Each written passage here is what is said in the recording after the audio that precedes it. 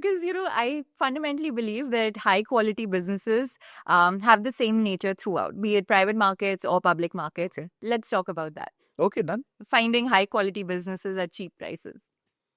Because Yeah. ultimately, that's what we're trying to do, right? Like at seed stage, I'm trying to find an undervalued opportunity which has the potential to become a multi-bagger. And you, in your value investing world, are also doing that.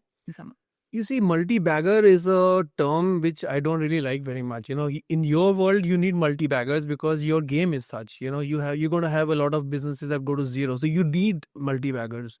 The place where I am more concerned about CAGR of the portfolio.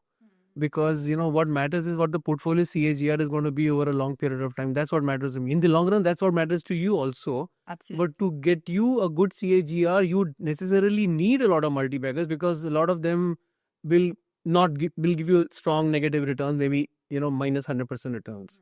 That's not the case in the spectrum of value investing that I come from. So for me, multi-baggers are not that important. I don't think the obsession with multi-baggers in the value investing style that I come from is that important as much as it is for people on your side of the value investing spectrum. As you can see that I'm counting you as a value investor because we all agree with three basic principles that underneath every stock or bond there is a business. There's a business. That's principle number one. And principle number two is that markets can do crazy things. And the third is there is a margin of safety out there. And margin of safety can come from any source. For you, you're looking for asymmetric payouts. For me, it's coming from the quality of the business, the quality of the management, the moat which is already there in place. You're looking for a moat that will emerge over a period of time. You're betting on the person. You are betting on a founder. You have some track record. You believe in the person's capability or his past track record.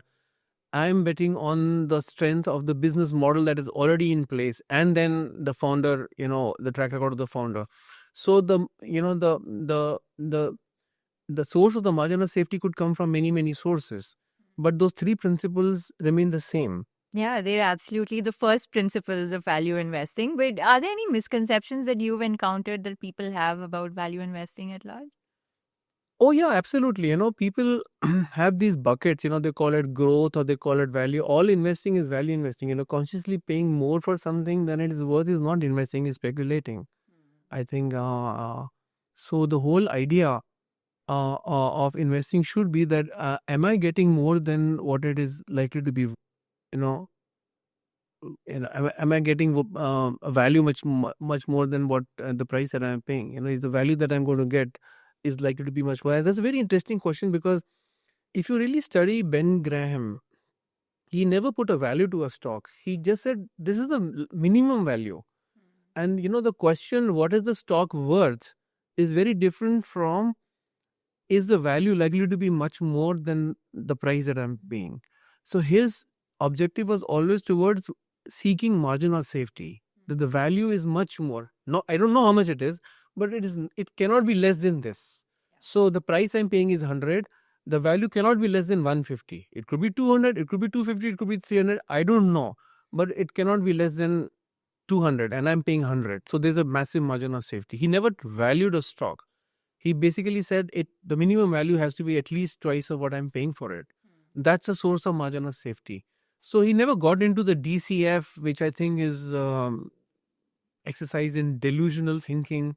We were joking about Microsoft Excel being a fiction writing software. So the whole idea of getting into that kind of thinking of explicitly laying out what the business will earn, especially in a world that we live in which is changing so rapidly, trying to figure out what the world will earn. We don't know what the world is going to do after 2 years, let alone what the business will look like after 10 years.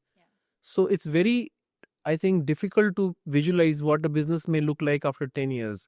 So I don't think it makes sense to make those explicit forecasts, but that does not mean that you can't seek sources of margin of safety from there are other sources of seeking margin of safety.